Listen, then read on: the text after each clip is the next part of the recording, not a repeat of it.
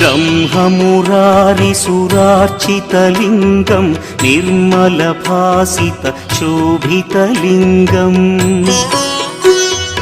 जन्मजदुःखविनाशकलिङ्गं तत्प्रणमामि सदा शिवलिङ्गम्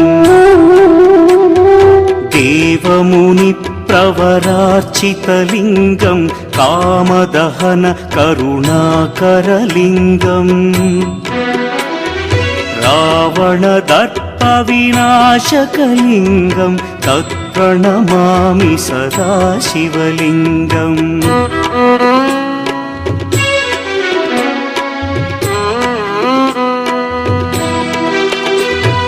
सर्वसुगन्धसुलेपितलिङ्गं बुद्धिविवर्धनकारणलिङ्गं सिद्धसुरासुरवन्द्यं